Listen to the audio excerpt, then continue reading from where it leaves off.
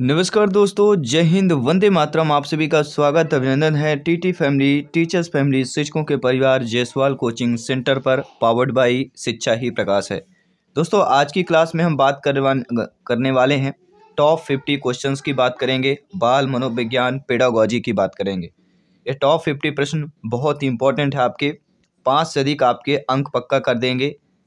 तो चलिए सभी लोग यहाँ पे क्लास को, ये 50 प्रश्न को अच्छे तरीके से समझिएगा। बाकी सभी क्लासेस चल रहे हैं जिसका आई बटन पे यहाँ पे ऑलरेडी लिंक दे दिया गया है।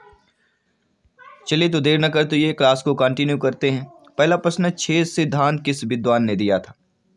तो 6 सिद्धांत सभी लोग जानते हैं, कर्ट लेविन विद्वान ने दिया था।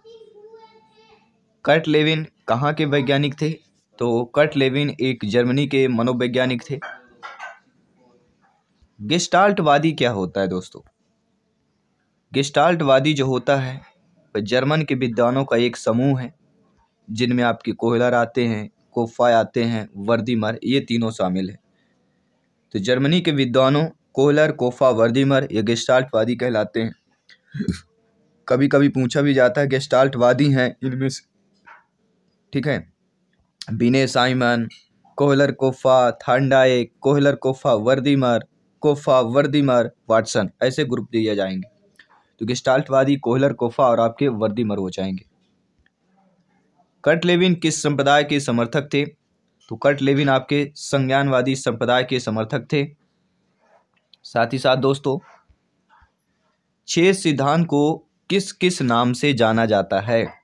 तो 6 सिद्धांत को संज्ञानात्मक छेद के सिद्धांत के नाम से जाना जाता है, स्थान मनोविज्ञान सिद्धांत के नाम से जाना जाता है, बाल दिशा मनोविज्ञान सिद्धांत के नाम से जाना जाता है। तो 6 सिद्धांत के ये 3 नाम हैं, संज्ञानात्मक, स्थान मनोविज्ञान और बाल दिशा मनोविज्ञान सिद्धांत के नाम से जाना जाता है। अगला, कर्ट लेविन के 6 सिद्धांत में क्षेत्र का अर्थ क्या होता है? कर्ट लेविन के 6 सिद्धांत में क्षेत्र का अर्थ होता है जीवन के विभिन्न क्षेत्रों से है, जिसमें शिक्षा का क्षेत्र भी होता है और स्वास्थ्य का क्षेत्र होता है। तो जीवन के विभिन्न क्षेत्र, शिक्षा का क्षेत्र, स्वास्थ्य का क्षेत्र, कर्ट लेविन का 6 सिद्धांत में क्षेत्र का अर्थ हो जाता है। अगला प्रश्न है, अधिगम का श्रेणीक्रम सिद्धांत किसने दिया? तो अधिगम का श्रेणीक्रम सिद्धांत की अगर बात करते हैं, रॉबर्ट गेने ने दिया था। जी हाँ दोस्तों, अधिगम का श्रेणीक्रम सिद्धांत किसने दिया था? रॉबर्ट गेने ने दिया था।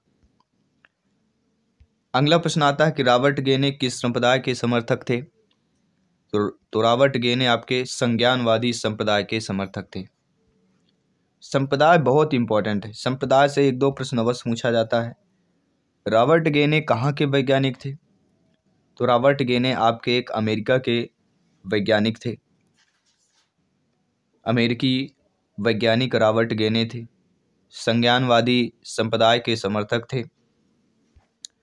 अगला था, रॉबर्ट गेने ने बालकों के विकास को ध्यान में रखते हुए अधिगम की प्रक्रिया को कितने भागों में बांटा है? तो रॉबर्ट गेने ने बालकों के विकास को ध्यान में रखते हुए अधिगम की प्रक्रिया को 8 भागों में बांटा है। कितने भागों में? 8 भागों में बांटा है, जिसका क्रमिक रूप हम बताने वाले हैं।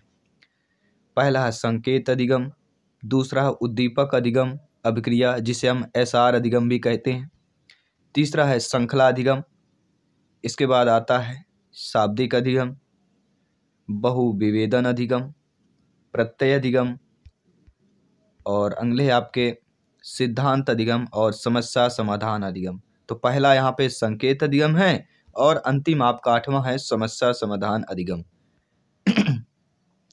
आपने समस्या समाधान अधिगम के बारे में प्रश्न टीटी एग्जाम में अवश्य पढ़ा होगा। तो रॉबर्ट गेने ने बालकों के विकास को ध्यान में रखते हुए अधिगम की प्रक्रिया कितने भागों में बांटा है? 8 भागों में बांटा है, और 8 भागों भी आपके स्क्रीन पर दिए जा चुके हैं। अब देखिए अगला प्रश्न, रॉबर्ट गेने के अनुसार अधिगम का सबसे निम्न स्तर कौन सा होता है? तो अधिगम का सबसे निम्न स्तर हमने क्या पहला था? पहला यहाँ पे क्या दिया था?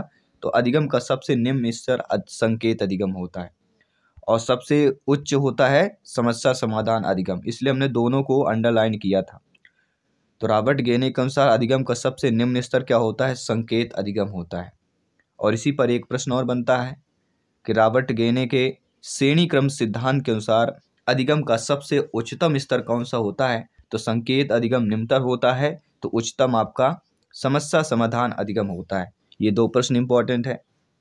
ठीक है, अगला प्रश्न है, रॉबर्ट गेने के अनुसार बालक का अधिगम कब पूरा हो जाता है? तो रॉबर्ट गेने के अनुसार देखा जाए जो बालक का अधिगम है वह 12 वर्ष के उपरांत जब वह अपनी समस्याओं का समाधान करने लगता है उसके बाद अधिगम पूरा हो जाता है। प्रश्न आ गया कि बालक का अधिगम पूरा हो जाता है अकॉर्डिंग टू रॉबर्ट गेने के अनुसार तो 12 वर्ष के बाद या 12 वर्ष के उपरांत, क्योंकि 12 वर्ष में बच्चा जो अपनी समस्याओं का समाधान हल करना शुरुआत कर देता है, क्योंकि वह 12 वर्ष के बाद आपका किशोरावस्था पर पहुंच जाता है, 12 से लेकर 18 वर्ष तक की अवस्था पर। अगला, शास्त्रीय अनुबंधन का सिद्धांत किसने दिया? जी हाँ, शास्त्रीय अनुबंधन की बात करते हैं, सभी लोग जानते हैं शास्त्रीय अनुबंधन का जिक्र होता है, ईपी पालाव का नाम सर्वोपरि आता है। और ईपी पालाव का नाम आता है, पालाव ने किस पर प्रयोग किया था? सभी लोग कमेंट कीजिएगा। पालाव ने कुत्ते पर प्रयोग किया था। ठीक है, शास्त्रीय अनुबंधन के सिद्धांत का जिक्र करते हैं, ईपी पालाव का नाम आता है। और इसी के साथ साथ मंटेसरी पद्धति हो गई। ठीक है, प्रगतिशील शिक्षा में आता है, इससे भी कई सारे प्रश्न पूछे जाते हैं। और साथ ही साथ देखिए पालाव, ये भी प्रश्न आता है, पालाव जो है किस संप्रदाय के समर्थक थे? शास्त्रीय अनुबंधन का सिद्धांत किसने दिया? ईपी पालाव ने दिया, ये सभी आप जानते हैं। लेकिन पालाव किस संप्रदाय के समर्थक थे, ये भी जानना बहुत जरूरी है। तो पालाव जो है आपके व्यवहारवादी संप्रदाय के समर्थक थे। और व्यवहारवादी के जनक कौन है? सभी लोग बताइए। जेबी वाटसन, जेबी वाटसन। अगला जो प्रश्न आपका है कि डमरू पर बंदर का नाचना किस सिद्धांत पर कार्य करता है? तो ये डमरू पर बंदर का नाचना आपके पालाव के सिद्धांत पर कार्य करता है, जिसका नाम है शास्त्रीय अनुबंधन का सिद्धांत। प्रश्न अक्सर पूछा जाता है कि डमरू पर बंदर का नाचना किस सिद्धांत पर कार्य करता है? तो शास्त्रीय अनुबंधन के सिद्धांत पर कार्य करता है। प्रश्न आता है, खेत में बिजूका खड़ा करना एवं उसे देखकर पक्षियों को भागना किस सिद्धांत पर कार्य करता है? तो खेत में बिजूका खड़ा कर देना और उस पर पक्षी देखकर भागते हैं, यह भी आपके शास्त्रीय अनुबंधन के सिद्धांत पर कार्य करता है। इसी के साथ ही सुल्तान नाम की चिंपांजी पर किसने प्रयोग किया था? तो सुल्तान नामक चिंपांजी यानी बंदर की बात करते हैं, बंदर पर किसने प्रयोग किया था? तो सभी लोग जानते हैं, कोयलर की बात करेंगे। ये सारे आपके 5 से अधिक नंबर आपके संभावित करने वाले ये क्लास है। इसके बाद आपका अगला प्रश्न है, कोयलर किस संप्रदाय के समर्थक थे? देखिए पालाव तो आपके व्यवहारवादी संप्रदाय के समर्थक थे, लेकिन कोहलर ने चिंपांजी नामक सुल्तान नामक चिंपांजी पर प्रयोग किया।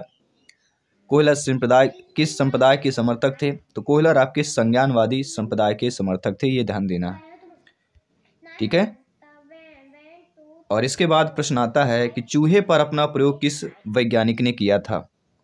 सभी कमेंट कीजिए।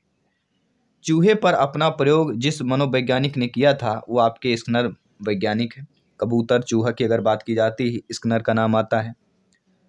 और इसके साथ ये भी नाम जुड़ा हुआ होता है, स्किनर जो है किस संप्रदाय के समर्थक थे? तो आप ये भी जानते हैं, स्किनर, वाटसन हो गए, आपके ईपी पालाव हो गए, ये व्यवहारवादी थे। पालाव और स्किनर एक किस संप्रदाय के समर्थक थे? व्यवहारवादी संप्रदाय के समर्थक थे।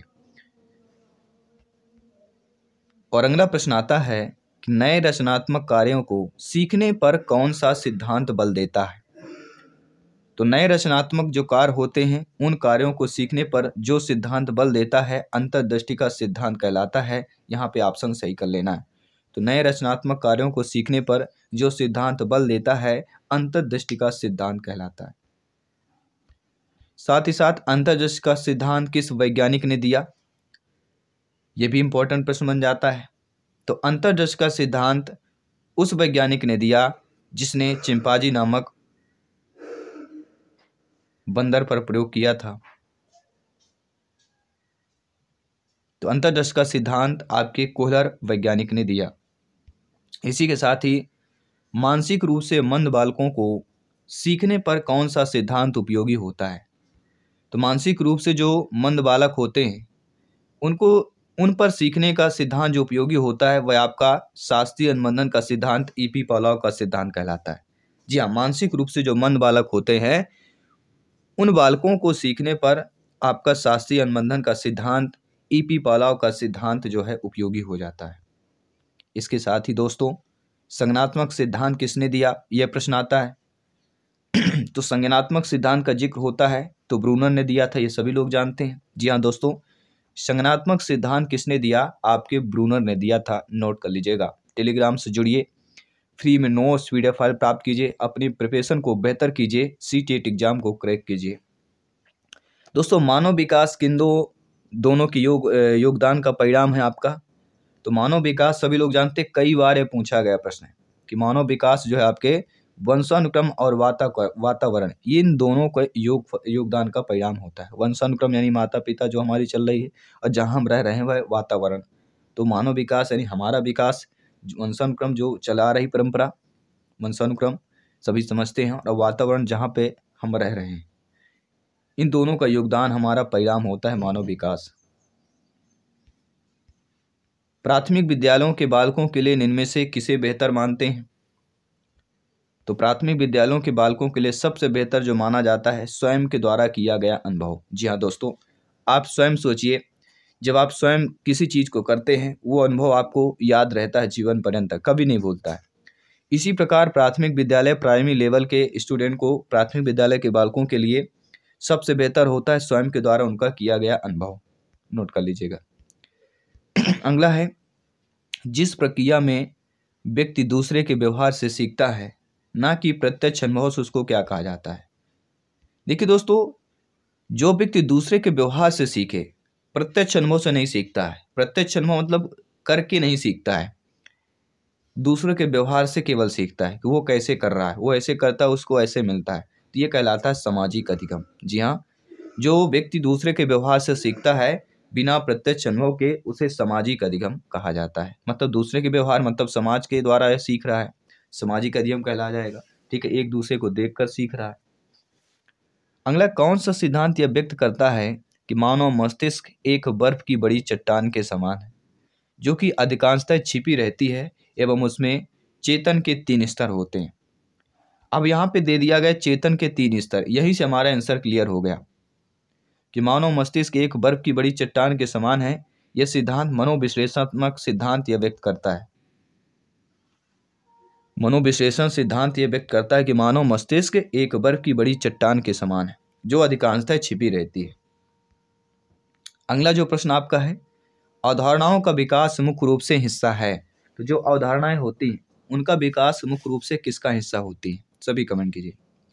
तो अवधारणाओं का जो विकास होता है वह मुख्य रूप से बौद्धिक विकास का हिस्सा होती है। जी हाँ दोस्तों, अवधारणाओं का विकास मुख्य रूप से बौद्धिक विकास का आपकी हिस्सा होती है। अगला, व्यक्तिगत शिक्षार्थी एक दूसरे से किसमें भिन्न होते हैं।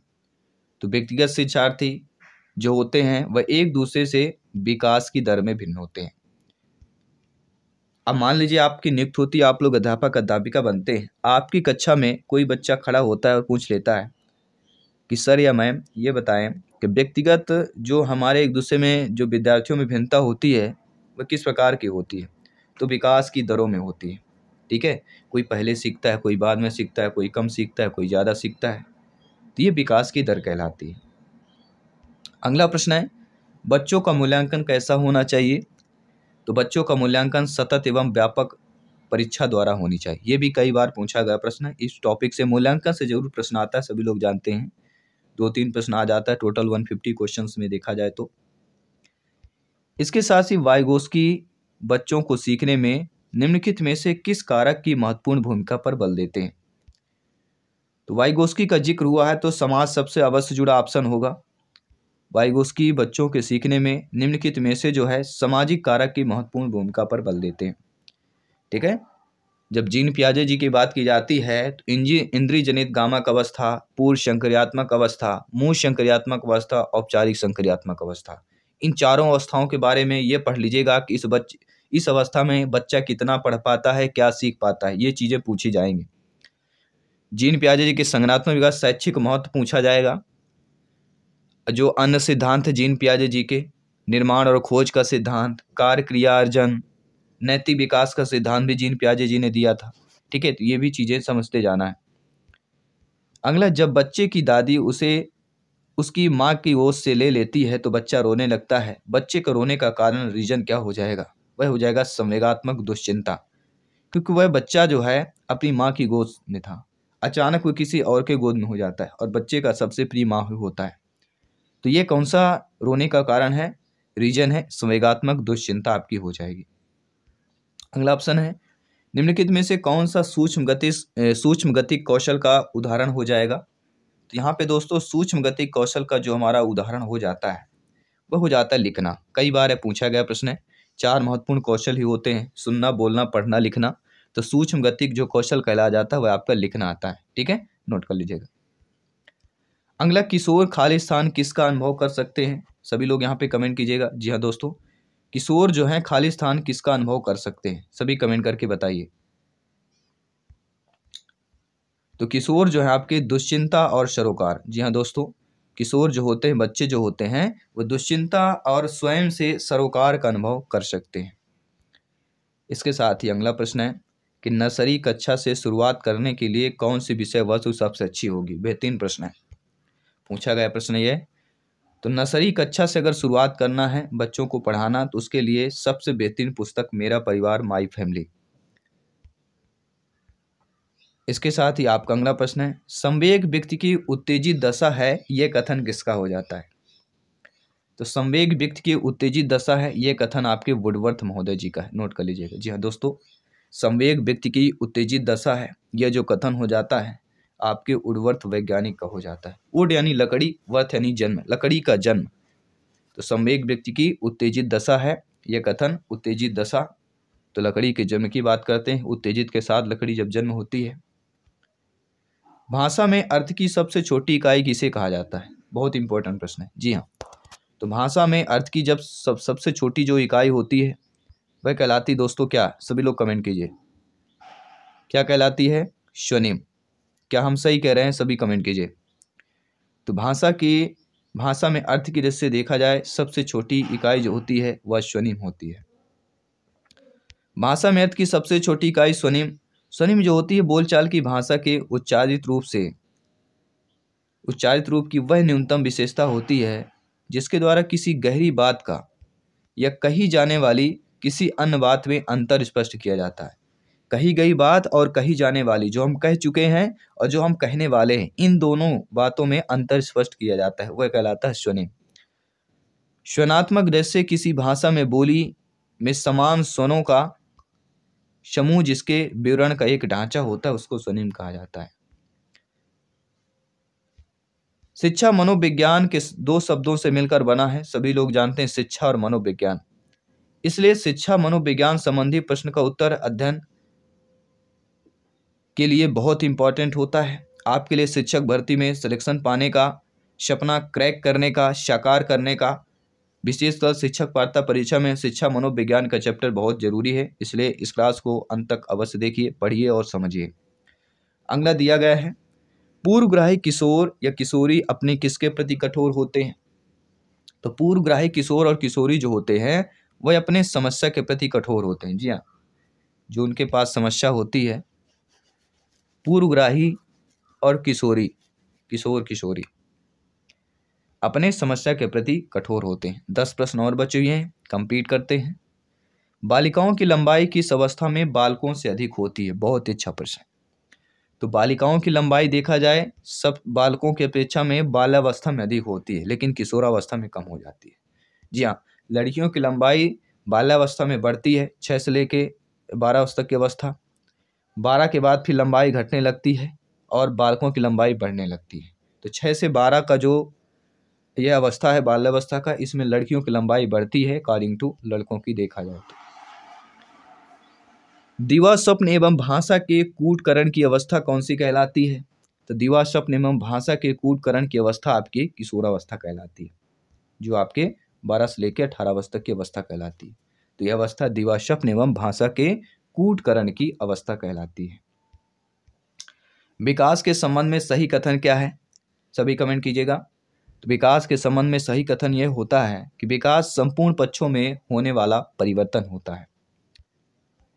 अगला प्रश्न है, विकास केवल एक ओर न होकर चारों ओर होता है, यह सिद्धांत क्या बताता है?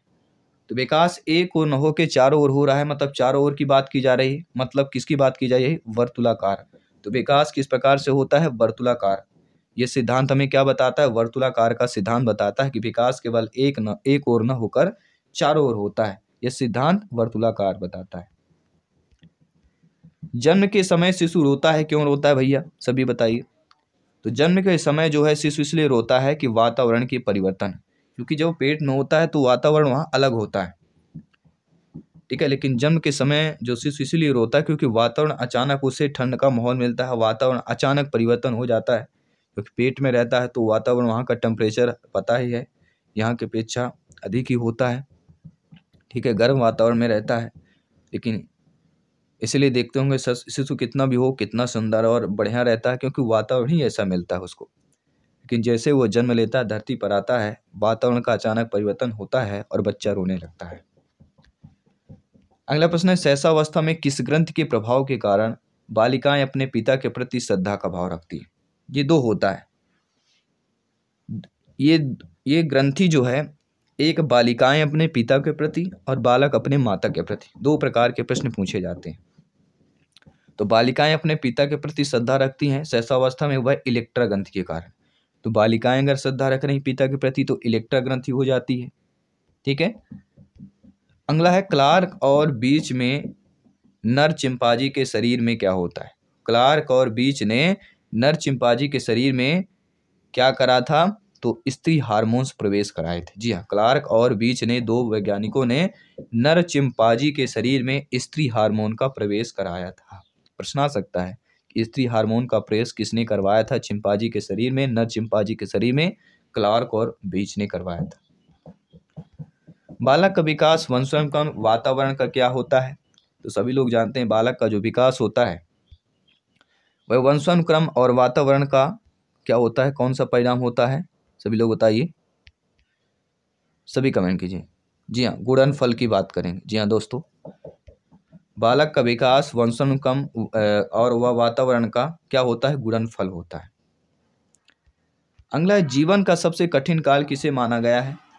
तो जीवन का जो सबसे कठिन काल है वह आपका किशोरावस्था को माना गया है, 12 से लेकर 18 वर्ष तक की अवस्था को माना गया है। और बालक के अस्थायी दांतों की संख्या कितनी है? जी हाँ दोस्तों, बालक के जो है आपके अस्थायी दांतों की संख्या टोटल 20 है। तो ये आपको कमेंट करके बताना है कि बालक के स्थायी दांतों की संख्या कितनी है, या आपको कमेंट करके बताना है। अस्थायी तो हमने बता दिया 20 होते हैं, लेकिन स्थायी कितने होते हैं ये आपको कमेंट करके बताना। और मैं आपके साथ जयसवाल सर मिलता हूँ आपकी अगली क्लास पर। आई होप आप सभी ने अच्छे तरीके से समझा।